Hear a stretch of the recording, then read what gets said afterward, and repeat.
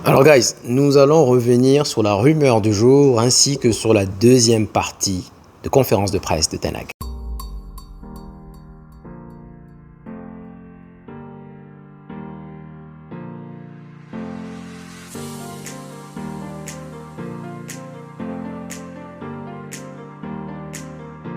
Alors guys, aujourd'hui vous allez recevoir deux vidéos de ma part. Donc celle-ci plus bien entendu le débrief contre Crystal Palace. Donc vous allez le recevoir probablement vers 1h, 2h GMT.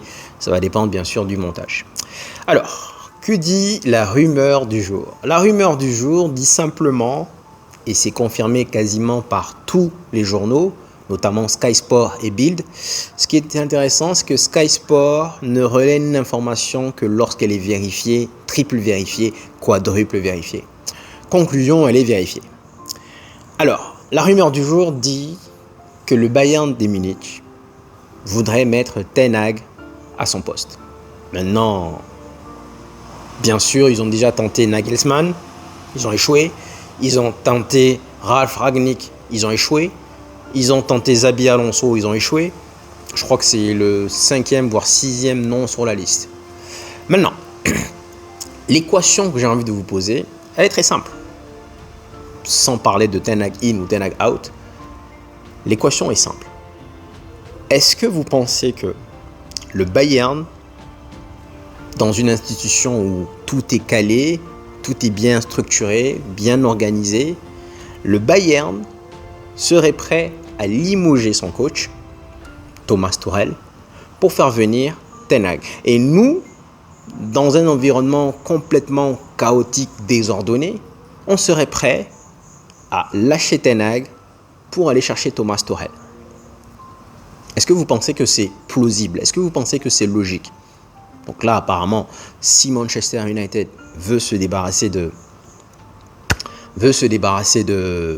Ten Hag, Bayern veut se débarrasser de Tuchel, pas besoin de payer les frais. Chacun, c'est un échange de bons procédés, on est d'accord. Mais la question c'est, même si Ten Hag est donc le 5e nom sur la liste, est-ce que cela ne vous dérange pas du fait que le Bayern, encore une fois, je répète, le Bayern soit une institution bien structurée, tout calé, tout ce qui est recrutement, c'est calé, tout est carré, tout est... Et nous, c'est le chaos, ils sont prêts à prendre notre coach. Ça veut dire que quelque part, notre coach n'est pas si nul que ça. J'ai toujours dit une phrase, pour connaître votre valeur, en tant que joueur ou en tant qu'entraîneur, il faut juste voir qui sont les différents clubs qui sont sur vous. Et je reprends l'exemple encore une fois. Si vous êtes un tocard, vous allez attirer l'œil que des clubs de seconde zone. Si vous êtes un excellent joueur, vous allez attirer l'œil Real, Barça, Chelsea, PSG. En tout cas, voilà, le standard des élites. Donc, si le Bayern veut Ten Hag, c'est que quelque part, il n'est pas si mauvais. Maintenant, peut-être que derrière, il va aller au Bayern, il va arriver dans un environnement bien structuré, bien calé, et puis voilà, il va réussir. Moi, personnellement, si c'est pour échanger Ten Hag à Tuchel, j'en veux pas. Franchement, je n'en veux pas, guys. Je suis désolé, mais si c'est pour changer Ten Hag à Tuchel, sincèrement, j'en veux pas. Je dis toujours que, pour moi, Tuchel, c'est un bon coach, mais je pense plus que c'est un coach bon dans les coupes.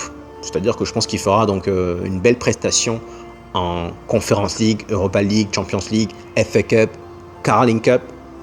Mais en championnat, c'est plus difficile de ne pas être champion en Allemagne que de l'être. Ça faisait 11 ans d'affilée que le Bayern était champion. Même si Leverkusen était sur la continuité, je trouve qu'il y a eu des matchs quand même qu'ils ne devaient pas perdre. Et même contre nous, sachant que nous, on était des tocards, j'ai trouvé que 4-3, 1-0, on leur a donné un match, dans le fond. Donc sincèrement, moi je répète, si c'est pour virer Ten Hag, pour garder Tuchel, pour prendre Tuchel, non, j'en veux pas. J'en veux pas. La dernière fois, je vous ai dit qu'il y a un seul nom pour moi qui serait le top de chez top. Un seul. Les gens m'ont dit des Zerbi ou bien McKenna. Non, les gars, c'est simple. Le seul coach que moi je voudrais, enfin, il y en a d'autres que j'aimerais bien, mais le seul pour moi qui va venir tout de suite avec l'environnement et qui va donner tout de suite, c'est Ancelotti, guys. C'est Ancelotti parce que le mec, il est capable de jouer différents jeux. Il est capable de jouer de façon pragmatique. Il est capable de jouer de façon explosive. Il est capable de jouer de façon avec la possession de balle. Il s'adapte à tout. C'est vrai qu'il s'est cassé la gueule à Everton, mais je pense que dans un bon environnement, donc je vous disais que si on est capable d'aller chercher le meilleur directeur sportif, si on est capable d'aller chercher le meilleur CEO, si on est capable d'aller chercher le meilleur directeur technique, allons chercher le meilleur coach. Et le meilleur coach pour moi, c'est Ancelotti. Et d'ailleurs, même en 2013, pour moi, c'était l'un des noms assez clinquants. Je voudrais plus Ancelotti que Guardiola. Donc, la question, encore une fois, je la pose, les gars. Est-ce que vous êtes prêts à faire un échange de bons procédés?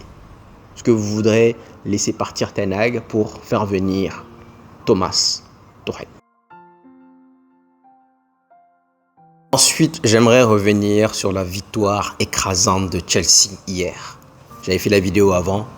5-0, guys. 5-0 contre West Ham. 5-0, sachant qu'ils ont gagné 6-0 contre je sais plus qui, mais quand même 5-0. Ça fait mal, hein. Newcastle qui va battre Sheffield 5-1. Ça fait terriblement mal. Nous, on joue tout à l'heure contre Crystal Palace, mais je pense qu'aujourd'hui, allez, 99,9999, on n'est pas sur un. Il y a probablement 0,0001 de la fanbase qui se dit ouais, on va faire un bon match. C'est même pas une question de victoire, c'est une question de prestation. 99,9999 de notre fanbase n'est pas serein. On sait tous qu'on va encore voir un match de M, une purge. Et là, guys, Chelsea passer devant nous, ça fait mal. Parce que franchement, la dernière fois, je vais donner l'exemple d'Initial D. Je pensais que Chelsea, on les avait largués. Ils étaient loin.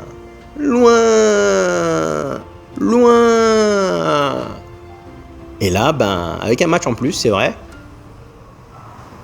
ils nous ont rattrapés. Ils nous ont dépassés par rapport au goal average. Et donc Chelsea a gagné 6-0, 5-0. Ils avaient aussi un goal average négatif, mais 6-0, 5-0, maintenant, ben, ça leur fait plus 11. Et nous, on est toujours à moins 1. Je crois bien. C'est chaud, hein. Même l'année dernière, je crois. Hein. Même l'année dernière, on n'a pas eu un... Je crois que même l'année dernière, on avait un goal average de 5 ou 6. En tout cas, il n'était pas phénoménal. Donc franchement, j'aurais voulu rebondir dessus parce que ça me fait mal. J'ai un cousin qui me dit à chaque fois, cousin Omar, big up, qui me dit à chaque fois tout sauf Chelsea parce que nous avons beaucoup de cousins fans de Chelsea. Et donc des cousins qui viennent te torpiller en te faisant croire que... Mais en même temps, c'est nous qui les torpillons. Et là, il réplique. C'est ça que je lui ai dit, les gars, ça sert à rien d'aller torpiller quelqu'un alors que vous-même, vous êtes en train de vous noyer. Ça sert strictement à rien. Ensuite, il y a un point sur lequel j'aurais voulu également rebondir. C'est sur l'état d'Old Trafford. Je crois que je l'ai mentionné à plusieurs reprises. J'avais un ami qui est allé récemment et il m'expliquait que à Old Trafford, il y a de la pisse partout. Les toilettes sont dégueulasses. Il y a des rats dans les stades. Donc oui, Radcliffe a envoyé un mail la dernière fois en disant que franchement, on était dans des conditions inouables, mais c'est tout le club, guys. Franchement, ça ne choque personne. Vous vendez des tickets à entre 40 à 70 livres sterling et l'état, c'est juste choquant. C'est tout le club. On tape sur Ten Hag, mais c'est tout le club. On parle d'insalubrité quand même. C'est tout le club qui est défaillant. C'est tout le système. C'est pour ça que je dis que franchement, Ineos a du pain sur la planche. Ineos a vraiment du pain sur la planche. Vous vous rendez compte, il y a des rats dans les stades. Mais encore, les rats, ils se cachent. Mais la pisse dans les toilettes, on dirait les toilettes publiques, là, vous voyez, où personne ne veut aller. On parle d'Old Trafford quand même. Donc, oui, certains ont été choqués, mais non, c'est comme ça depuis quasiment 2014. depuis quasiment le départ de Ferguson. C'est la S.